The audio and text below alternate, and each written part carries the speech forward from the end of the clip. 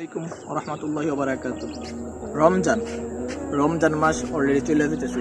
রহমতের 10 দিন চলে গেছে, মাগফিরাতে 10 দিন অলরেডি, 15 রমজান চলতেছে। তো আমরা রহমতের কতটুকু রহমত পাইছি আল্লাহ তাআলা জানে, বাট আমি জানি না। চেষ্টা করছি যে আমরা রমজান মাসে ভালো ভালো আমল করার জন্য, যতটুকু করছি আল্লাহ পাক যদি কবুল করে তাহলে রহমত পেতে পারি। তো মাগফিরাত, আমরা গুনাহ মাফ করার জন্য সকলে বেশি বেশি করে আল্লাহকে দোয়া করি। আর এক প্রকার কথা বলতে কি জানেন, আমরা খুশি অনেক, তাই না? আমাদের কবরে যারা শুয়েছে, আমার নানা আছে, আমার নানি আছে, আমার দাদা, আমার দাদি, মানে তারা তো কবরে চলে গেছে, আত্মীয় সবাই চলে গেছে অলরেডি। তো তারা তো অনেক, মানে কি বলবো, ঈদের আগ পর্যন্ত তারা অনেক খুশিতে আছে যে আমরা একটা খুশি আছে, রমজান চলে যাক, রমজান চলে যাক, আমরা খুশি থাকবো, ঈদ আনন্দ করবো। না, আমরা খুশি, কবরবাসী অথবা কি এখনো খুশি নেই। তারা কি আল্লাহর কাছে দোয়া চাইতেছে, আল্লাহ রমজান মাস আরো বাড়িয়ে দাও, আরো বাড়িয়ে দাও।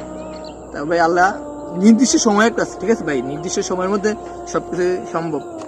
তো সবাই বেশি বেশি করে এই রমজান মাসে যতটুকু পারেন আমল করার চেষ্টা করুন, বেশি বেশি করে আল্লাহকে ডাকুন, ইনশাল্লাহ আপনার মনের আশা পূরণ হবে।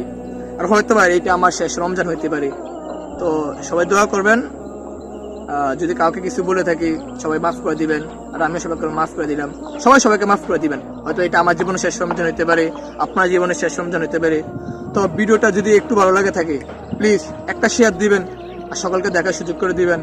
আর আল্লাহর কাছে বেশি বেশি করে তওবা করেন যে আল্লাহ, যা করছি এই রমজান উসিলায় সকল গুনাহগুলো মাফ করে দাও, আর বেশি বেশি করে নেক আমল করার তৌফিক দান করো।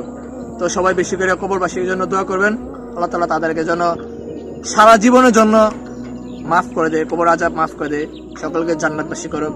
আমিন। আলহামদুলিল্লাহ।